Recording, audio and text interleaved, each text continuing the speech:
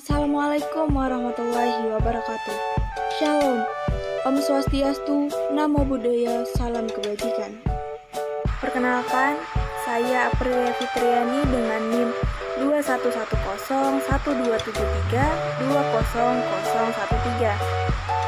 Saya dari kelas A01 kelompok 3 Tunadaksa ingin menyampaikan materi yang sudah disampaikan pada saat PKKMB Prodi Pendidikan Khusus Universitas Lambung Mangkurat yang berlangsung selama 3 hari dari tanggal 13 sampai dengan 15 Agustus tahun 2021. Yang pertama ada pengenalan visi dan misi.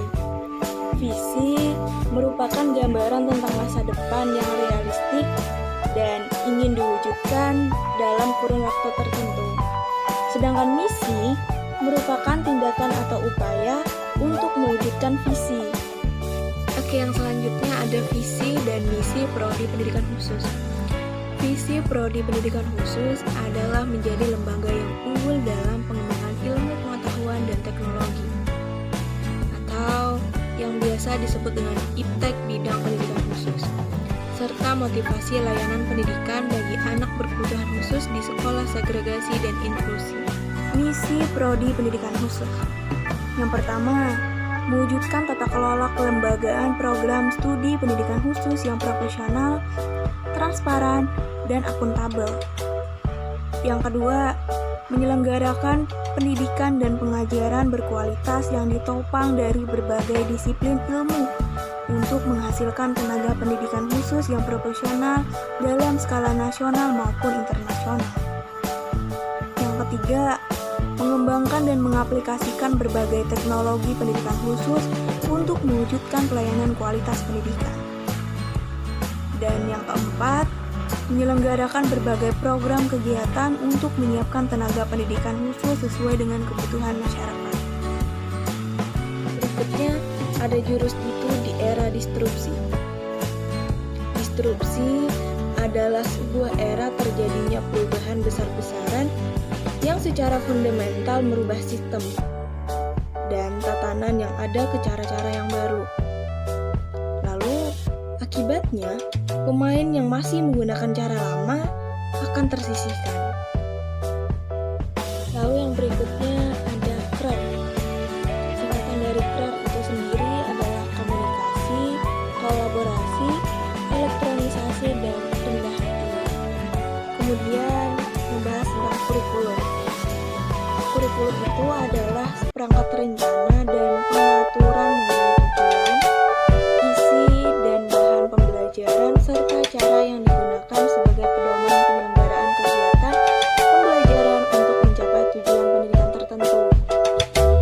Kurikulum yang ada pada Prodi Pendidikan Khusus yaitu ada 3. Yang pertama ada kurikulum 2013, kurikulum 2016, dan kurikulum 2020 atau MBKM. Dari ketiga kurikulum yang ada pada Prodi Pendidikan Khusus, di situ ada terdapat perbedaan. Perbedaannya terletak pada kurikulum tahun 2020. Pada kurikulum 2020 atau MBKM, yaitu adanya hak belajar di luar prodi pada semester 3 ke atas. Apa sih sebenarnya tujuan MBKM itu?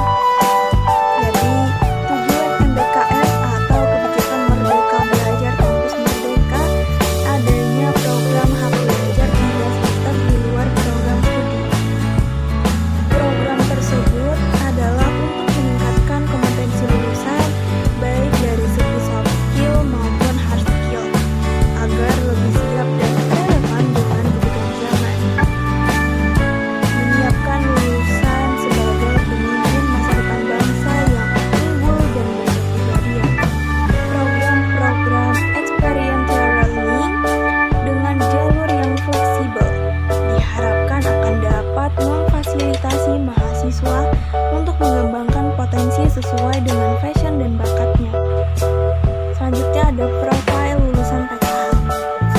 Yang pertama bisa menjadi calon guru PKH, yang kedua menjadi asisten peneliti PKH, yang ketiga bisa menjadi pekerja sosial, dan yang keempat bisa menjadi wirausahawan.